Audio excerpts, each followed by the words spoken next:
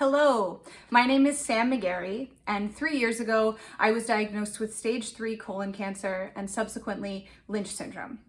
I was 28 years old at the time, and I did not know I had Lynch. As with many diagnosis stories, it's not like everything was fine and then one day, boom, cancer. For about 8 years leading up to that point, I struggled with my digestive system.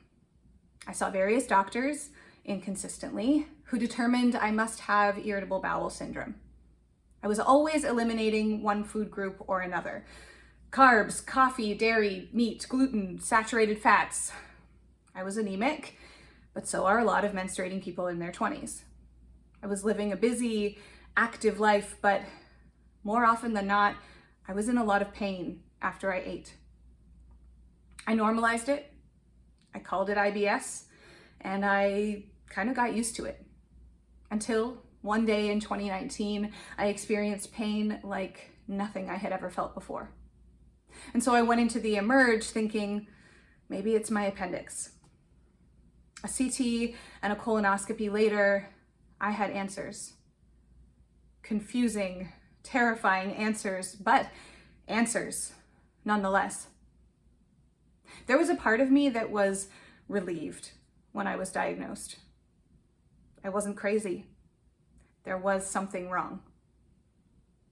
I had a successful hemicolectomy surgery followed by 6 months of chemotherapy. As I'm sure I don't have to tell this particular audience, surgery and chemo are really hard, both on the person receiving treatment and on the people that love that person. During that time, I was mostly separate from my body. I was angry with my body. I was scared of it. I felt like I had all of my control taken away from me overnight. But treatment is a busy time. And so I just kept moving. I kept breathing. I clung to the fact that everything, both bad and good, is temporary. I honestly see that disassociation as a necessary way of coping, of surviving for me. Like my brain knew to separate from this physical thing that was going through so much. And so in the time following treatment, I worked hard to reconnect to my body. And for me, that came down to movement and therapy. I've always loved to run. I love sweat and physical intensity. And so retraining my heart, my lungs, my muscles, and eventually being able to push myself again was my way of getting back into my body. Now, it doesn't take a therapist to point out that maybe there's a psychological component to my need to feel strong and able and well after what I had been through. But I also had a really incredible one of those. A skilled psychologist helped me wrap my head around what had happened to me, what would continue to happen, and how I was changed, both for better and for worse.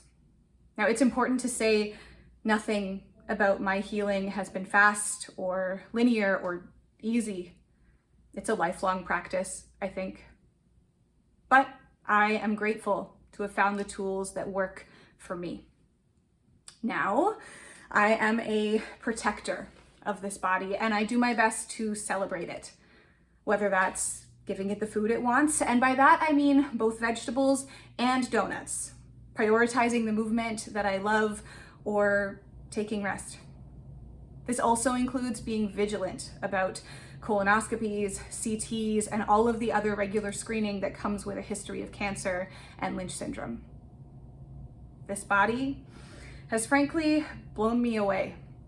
It's certainly not unscathed or the same as before or back to normal, whatever that means. But it is here, and it continues to work with whatever is thrown at it. And currently it is working extra hard to grow a new tiny person who should be here shortly after this video gets to you. And that astonishes me daily right now. Thank you so much for your ears, for your time. Have a wonderful rest of your day.